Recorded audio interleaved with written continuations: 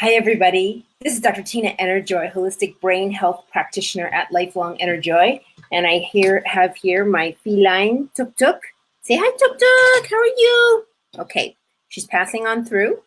Anyways, she and I have been working on healthy relationships. And I know that that's something that a lot of my clients struggle with. I know that I go on and off and struggle in different points in my life, and certainly was a lot more of a struggle early on in my life than it is now. And I'm just wondering, how many of you, say yes, if you've ever struggled with having a healthy relationship, if that's ever been an issue for you, type in like on the, give me a like so that more people will see this. Yeah. All right. So I'm going to tell you, one of the things that I struggle with is sometimes I've worked really hard on my relationships. At least I do my best. And sometimes they run into conflicts and there, I feel like there's sort of a limit to how much I can do. I can show up and be at my best. And that's really all I can ask of myself, right? Is do my part in the relationship.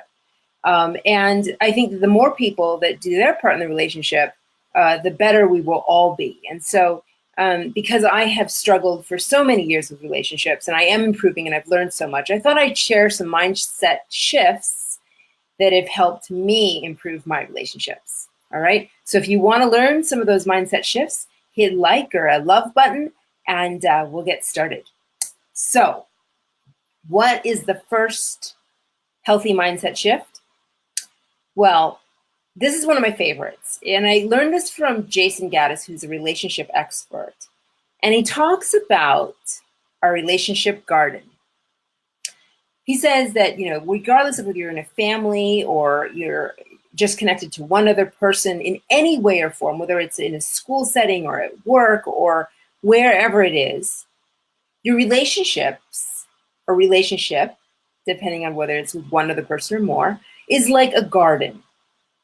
And it requires, for a healthy relationship, it requires a lot of tending, a lot of watering, a lot of weeding, a lot of nurturing it in many different ways, right? So in a relationship, it's being good to each other, it's being kind to each other, it's being forgiving of each other, right?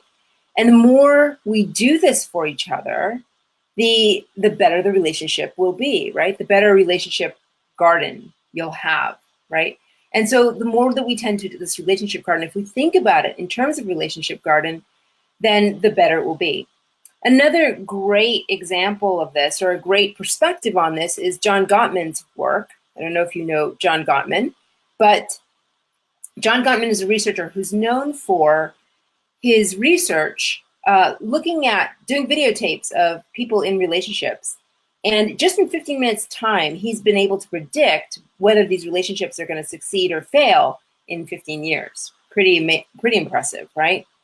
And what he says is that in every interaction we have with somebody, it's a bid for connection, right? So if I say something to you and I'm in a relationship with you of any sort, it's a bid for connection, right? And if you say something back to me that shows me that you've heard me and you're in agreement with me and we're cohesive together, then that's a bid towards. You're bidding towards me in order to support and facilitate and help our relationship grow, right? So what a bidding towards looks like is it's just a loving relationship, or a relationship that's really bent on compliance, not compliance, but but harmony. Yes, it aims towards harmony. But then there is also bid away. And bid away is what happens when you say something and then other people just ignore you, right? They kind of run. Or they change the subject on you. That's bidding away, okay? And the third type of interaction is called bid against. And that's where there's a lot of tension in the relationship. So you might say something and somebody will say, no, it's not, it's this way, right? Or somebody might make a snide comment, for example. That's bidding against. So that is not so helpful in relationships, right? So we want to, obviously, bidding towards is the best way to facilitate a relationship. People who had the most bidding towards each other had the most successful relationships. Bidding against, if they had a lot of that in the relationship, it would last, it could last for a while, but it inevitably was doomed to fail. And unfortunately, the relationships that had a lot of bidding away or turning away, those relationships were the worst off. Does that make sense? Because when you have a relationship, if you're bidding towards somebody, you're saying, you're being friendly with them and they're turning away. They're just saying, they're ignoring you, or they're ignoring your pain, or changing the subject in some way, then people are going to give up, right? That's, if they keep making these bids for connection and somebody just turns them away or ignores them, then they start to think, what's the point, right? And that's the best way to kill a relationship, is that bidding away, okay? So to nurture your relationship garden, to tend to your relationship garden, which is mindset shift number 1, we want to constantly think about nurturing that garden, watering that garden, feeding it, taking care of each other, and being good to each other. And remembering that every single interaction we have with people matters, yeah? And the more we bid away and the more we bid against, either the more tension if you're bidding against, or the more dispirited somebody becomes, because you start to feel like that other person doesn't care. Okay? So that's mindset shift number 1. All right? So mindset shift number 2 is don't make assumptions. Don't make assumptions. I like to say assumptions, because whenever I think that somebody's making an assumption about me, or it's been clear to me, or I start to question, what did that person really mean? That kind of hurt. Did they really mean to hurt me in that way, or say this in the way that I'm interpreting it? Then if we are interpreting it based on our own background, and we're insistent that that's the only interpretation of what they said, in other words, our reality of how we interpret it is the only truth, then we're kind of making asses of ourselves, right? So we want to make sure, we want to give people the benefit of the doubt. We want to ask for clarity if we've heard something that doesn't jive with us, or that hurts in some way. Ask for clarity. You can say, look, that comment, I interpreted it this way, and I'm wondering if that's what you meant it to come across, right? So being curious and asking for feedback about what people's intentions are can go a long ways to helping with harmony in the relationship. Yeah, if we make a lot of assumptions, then that can destroy a relationship, right? So 5 mindset shifts. We've got mindset number 1 is tend to that relationship garden. Mindset number 2 is don't make assumptions. And what's mindset number 3? Mindset number 3 is really important, and I've heard this a lot of times, and I have to say that when I first heard it, I did a giant eye roll. And it is the belief that everyone is doing the very best they can. And I have to say that is not always the easiest belief to come by, right? If you have ever dealt with a narcissist, or in any way, or sociopath in any way or form, it can be very hard to see that they're doing the best they can when it's so hard to understand, right? So let me help you come to that belief system, because that belief system is so important for us to give people the benefit of the doubt and for relationships to work. It just is. And if we stay stuck in our mindset about other people having negative intentions towards us, we can't make the relationship work, right? So some of the things that we are really helpful to think about to help us develop that belief system that everyone's doing the best we can is to realize that we have different sensory systems, yeah? So my auditory system, for example, the most extreme example, if you think about me versus my cat, who was here earlier today, if you think about me versus my cat, right, our auditory systems are very different. She's got like these ears that turn in different directions, and so depending on which direction they're turned, she may be hearing different things. She hears within different frequencies. So there's certain sounds that I hear that she doesn't hear, and vice versa, right? Now you think about that in terms of me versus my animals or my cat, right? But there is that the differences aren't as drastic between people, but they still exist. They still exist. So there are, for example, vision. We can see, sometimes people can see certain things better than others, right? We all have different prescriptions that we need, for example, or ability to see. Some people can see contrast sensitivity better than others, for example. Some people are more detailed oriented, and that's just where their brain goes. And some people miss all the details, right? So our sensory perceptions can be quite different. Some of us are more kinesthetic, and some of us are clueless about about how things feel, right? Because we have so many different ways of getting information into our brains.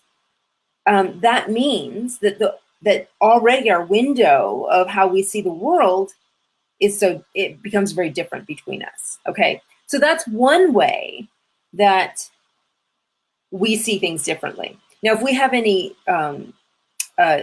learning disabilities, for example, that can be a filter of challenges as well.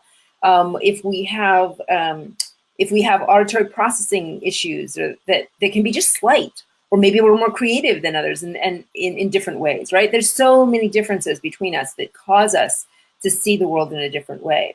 And not only that, but we have to remember our experiences. Our experiences shape our belief systems profoundly, and believe it or not, our inherited experiences do too. So we come into this world with a very different viewpoint based on what our ancestors' experiences are.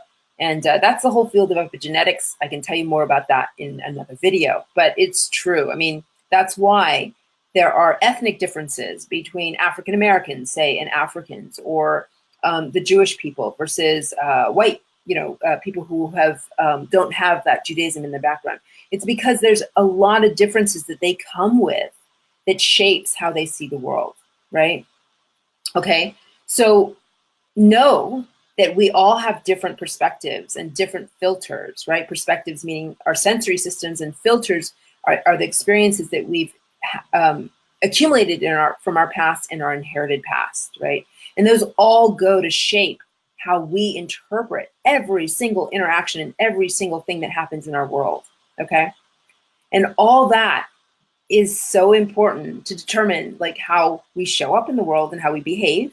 And therefore, believing that everybody's doing the best he can is the most helpful. So for example, a lot of us, within the range of normal, if you see somebody is really nice to you and then all of a sudden they may make some sort of snide comment, that snide comment could be due to something that came in their past and they haven't resolved that issue, right? And it may feel like it's meant to hurt you, but it usually has to do more with the past that they're struggling with, right?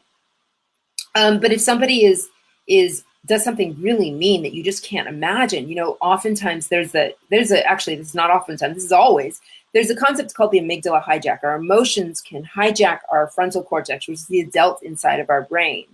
And when it does that, when we get that amygdala hijack, we don't think as clearly as our wise inner self does. Yeah. So when our emotions take over, and you can see that with it when adults have a temper tantrum and they're not acting their age, right? That is amygdala hijack. We're all subject to it. It's part of being human, and that can prevent us from being at our highest self. But in that moment, that person is doing the best they can. Okay? So I hope that's helped clarify that mindset, why it's so important to try to develop that mindset. It's because it will help us forgive, and it will help us understand that we all have different viewpoints. And it's really important to know that if you can believe that other people are doing the best they can, then you can give yourself more forgiveness around that, right? And know that at different times, sometimes you aren't at your best, right? I know that's true for me, right? Okay, so mindset number 1 was tend to your relationship garden. Mindset number 2 was don't make assumptions. Mindset number 3 is everybody is doing the very best they can. Mindset number 4 is don't shy away from disagreement. Yeah. And I know that can be very difficult for a lot of us. I know through most of my life, I had a really hard time setting boundaries. I let people say these snide comments and I'd try to pretend like it didn't really hurt, and it did. And what ended up happening was that it allowed them, it gave these people that were being mean to me subconscious belief that I could be treated badly, right? And not conscious, but subconscious. And so they would continue to do that, and they would respect me less. And in doing so, I would respect me less. And then I would have more self-hatred and self-loathing. And it wasn't good for my self-esteem or my self-love. But it also, was not teaching others about how I need to be treated, that I need to be treated well, right? So I've lost respect from people when I don't set those healthy boundaries. Thank goodness I released barriers to doing that, and I'm so much better at it now, and it makes a huge difference. Even the nicest people, your best friends, can cross those boundaries sometimes, and you want to be able to. It's so important to be able to stand up for yourself and say, look, that's not okay in my life, or that really hurt, and we can't be friends, or this is not going to work if you continue to act this way. So I think that's extremely important. I think also what happens in the United States in terms of politics, we are not standing up for our rights, and we're not standing up for what we believe in, and that's not helping our relationship with our government, for example, right? So standing up for what we believe in is really important. But most importantly is finding a way to create a win-win. Yeah, so not trying to add contention to the relationship, but finding ways to do this in a healthy way, right? And I'm going to put this in my blog, and there are a couple of articles I have on that are various tips on dangers of. One is on dangers of avoiding conflict. Another one is on how to deal with difficult conversations and to respectfully discuss decisive topics. So that's a whole nother. There's a lot there to learn, but knowing how to do conflict well is super important for healthy relationships. Okay, so mindset shift number 5 is, and this is if you're really angry with somebody, or you've just really been, maybe somebody has just really betrayed you or hurt you in a profound way, right? So the 5th mindset is ask yourself, if you're really upset with somebody, ask yourself, what will it take for me to forgive this person, right? And this person could be yourself, or it could be the other person, right? And just asking yourself and keeping that in your mindset will start to open some doors. Sometimes it's asking the person to do something for you, understanding or hearing you out, that could be. But sometimes you might realize that after asking it or after trying, that person is just not capable of giving you what you need, right? And then at that point, you have to find ways in your heart to forgive them. And the reason why you want to forgive them, it's not for their sake, it's for your sake, right? So it doesn't eat you up inside and affect how you show up in future relationships, right? So the important thing is just asking yourself, starting there, asking yourself, what do I need to do to forgive myself or others in this relationship, right? So one way to do that is to start asking the question. Another way is to release the triggers. If you were in the wrong, or if you feel like you were acting in a way or reacting in a way that was too strong, then you might want to work with me to release triggers so that you can help calm down your emotions around this experience. All right. So I hope that was helpful for you. If you like what I had to say, please share it with others and comment below. I'd love to hear what you think. If you have any favorite mindset shifts for relationships, please comment below. And I look forward, I will be sharing this on my blog, but please feel free to share this, get this out to everyone, and if you think it's important. And I'd love to see you on the other side. I'm Dr. Tina. I'm a holistic brain health practitioner at Lifelong Enerjoy. Thank you.